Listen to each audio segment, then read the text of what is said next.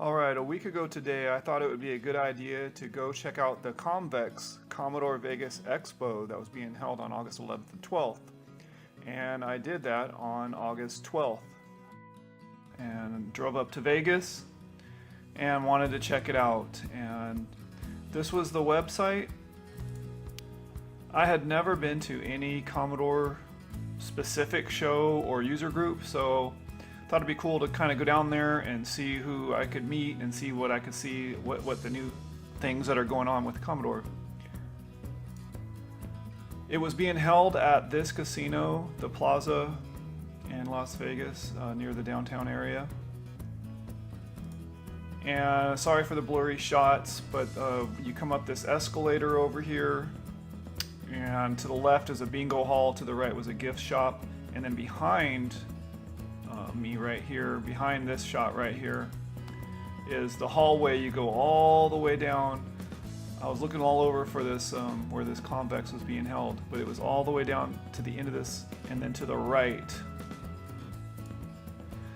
And then when you got there, it was $20 to get into the CommVEx.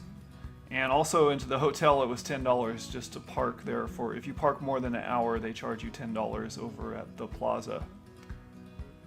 And so they handed you this gift with purchase here at the door, and I'll show you what was in the bag here.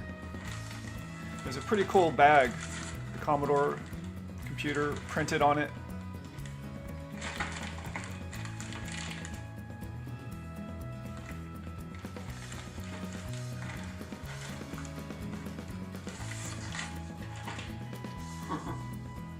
The first thing is the application for employment with Commodore, which I thought was really neat. It was an employment application.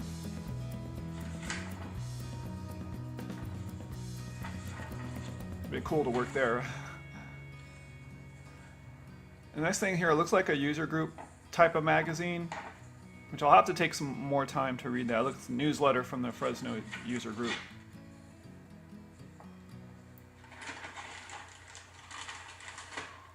The next thing was I thought maybe it was a deck of cards, I wasn't sure. Pull it out, it was a calculator, and I like collecting calculators, so I thought this was cool, even though it's just a sticker.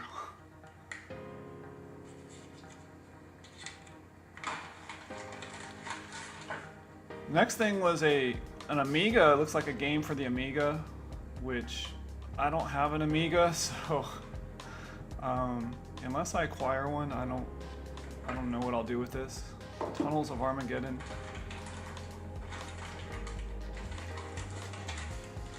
And then the next thing here was like, I was kind of wondering what this was. It looks like a 3D, I mean a diskette holder, maybe a floppy disk holder and a 3.5-inch floppy disk holder. And then the next thing, I don't know what that sticker is for, GG Labs. And then here was the member disc. I have to load that into my Commodore to see what that is. And then this Toga 2017. It's a CD. I went looking for it, but I think you have to have an Amiga to actually read what's on the contents of that disc. So that was pretty cool. I wasn't even expecting. I didn't know there was going to be a gift with purchase. Also, when you first walk in, this was the room that I saw. There was no one hardly there. I think I might have been the first person there. You had the option of buying little entries to win an Amiga 500, and they were giving out also a Commodore 128D. So I purchased 3 of those tickets, and I threw 2 of them in the Commodore 128 stack, and I threw 1 in the Amiga stack. I guess how it worked is I was there Sunday. This was going on since Friday, so it was Friday, Saturday, and Sunday. And everyone who had their entries were all in there mixed together. So unfortunately, I didn't win any of those prizes. I would have been ecstatic to have won anything like that. And then over behind, off to the left, this was kind of the giveaway area where you make a donation and you pick up something if you were interested in it.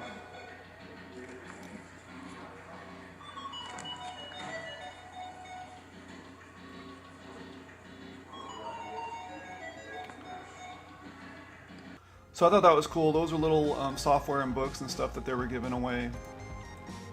And then throughout the day, they were doing little presentations and they had a little projector with a speaker, and there were a few presentations that was ready just for the CommVEx show. There wasn't a lot of people in this little convention. I sort of expected it to be a little bigger. I didn't know what to expect since I had never been to this. And then I took a few photographs of the hardware that was on display there, and this was the Plus 4 with a 1541 disk drive and a LCD monitor hooked up to it, and it was running payroll software, and I'll show that in a second. And this is another angle of the room here. The Plus 4 was over here, and there's an Amiga 500 that these two were looking at, and we'll show some more pictures here. We kind of zoom around the room a little.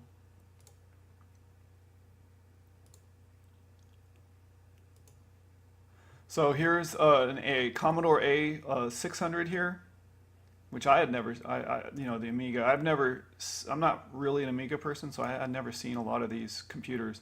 I had never seen a Commodore branded PC. From what I understand, it's a PC running Windows 3.1, I think he said, the French version. But he didn't have the power supply, so he couldn't demonstrate it for me. And this is one of those Commodore SX portable computers, quotes, I use that in quotes, and it's running software called Shreds. And he has a PlayStation 1 guitar hooked up to it, the gentleman here that's running the CommVEx, at least on Sunday here.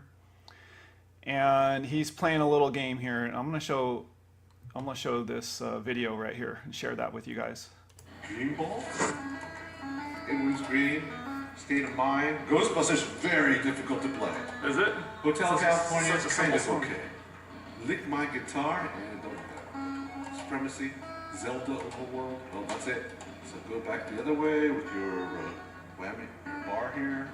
We'll try Hotel California. Here we go. Let's try activate green. Oh no, now I have to match my fingers to the things coming down. I hope I have enough volume. Volume, is it up? No, I can't hear anything. Volume. Oh, no. There you go. No, I'm losing it. Horrible, horrible. Oh gosh, terrible. Oh, Too bad you started in the middle. I had other shows, so you can quit or try again. I've had, you know, young guys, yeah. Teenagers or young adults who know how to use Guitar Hero. They really? Hundreds of points. That's why they shred. That's right. Shreds. That's right. We're gonna try it again. Hotel California. Here we go.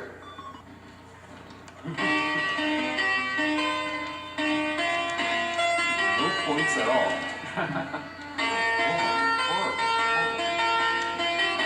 You gotta time it. I'm timing wrongly. And let's see, I think I have one more short video where he is attempting Ghostbusters. Kind of strange noise. Oh. He's trying to get FM radio on the. Oh, that's cool. FM radio much on.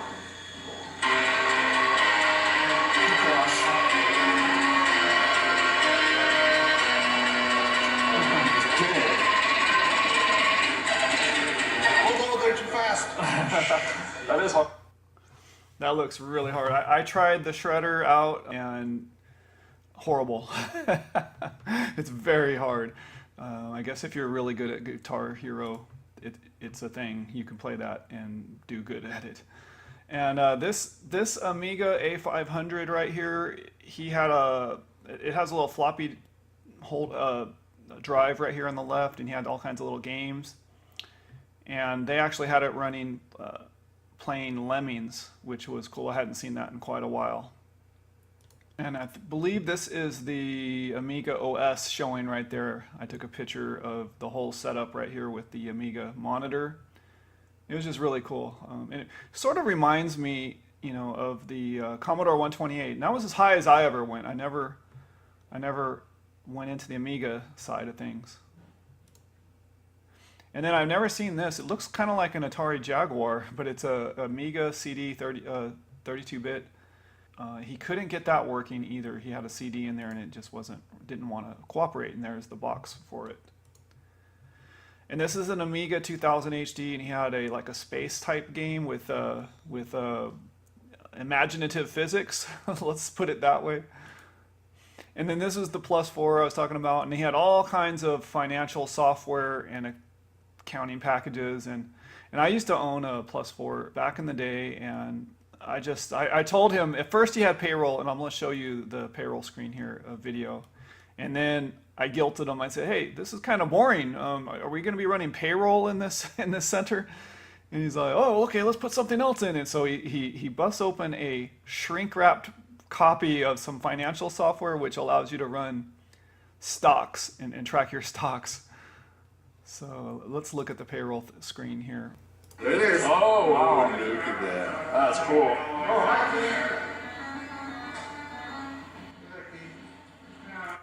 So it looked like you could actually run a complete payroll. Oh, look at that payroll. Oh, look at payroll. Payroll. Oh, gotta give him the date.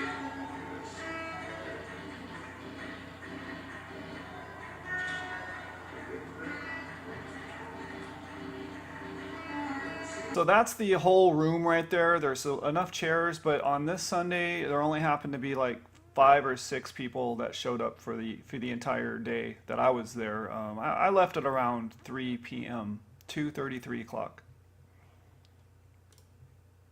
Then there's this guy, really, really nice. I had a pleasure talking to him. His name's Matt Brewster, and he was doing a presentation on all his Raspberry Pi setups. And they were recording that, I guess, to post on YouTube or for the CommVEx or for user groups. I'm not sure who they were posting that to. And he talked all about the Raspberry Pi. And there's support for the Amiga on the Raspberry Pi, and there was a website he recommended for getting distributions of the software. And one of those, the websites was Arcade Punks. And he said they have all kinds of distributions with preloaded software and everything. And one he downloaded and was showing off that day was 128 gigs worth of download. I was like, how do you download that much data? He said he uses BitTorrent or something like that, and he was downloading all that software through that platform. And then he had this thing over on the right was the Pi laptop, the Pi Top. And I sort of I was just kind of like behind the scenes of the recording here. I was behind the scenes. And there's a better shot of the Pi Top. And that thing looks pretty cool for about $300. And it's really good, a neat little laptop that you could do all kinds of things. It has the keyboard slides out. You can insert new modules. It has a little thing, an inventor's kind of kit. So it'd be great for kids to learn all about Raspberry Pi. And I took a short video of him talking, and let me show that. Let me show that first. 32 to do that. We do that on the PC side. There's also Mac software and Macintosh. But I'm more familiar with the PC version, which is WinImager 32. Anyhow, I'm not going to show his whole setup here. I mean, his whole video. When it comes out, I'm sure it'll show up on YouTube.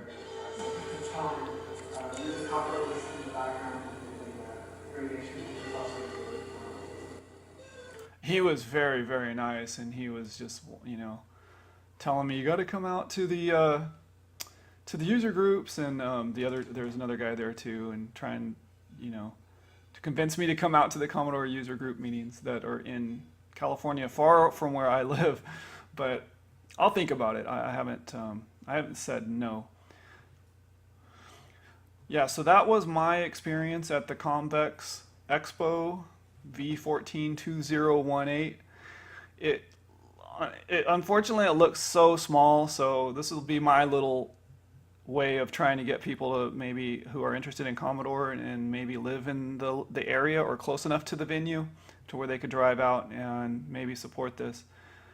And hopefully, you know, I don't want to see I don't want to see the Commodore system die or the user groups or anything like that. I like to support that kind of stuff. So I had a good time going out to it, and I learned more than I thought I would. Honestly, the Amiga is a really neat device, and there was a few presentations that were enlightening that were shown there. A couple of them were remote from another user group. So this was a very interesting show. I had a great time, and hopefully I can get convince some people to go and support it. Thanks for watching.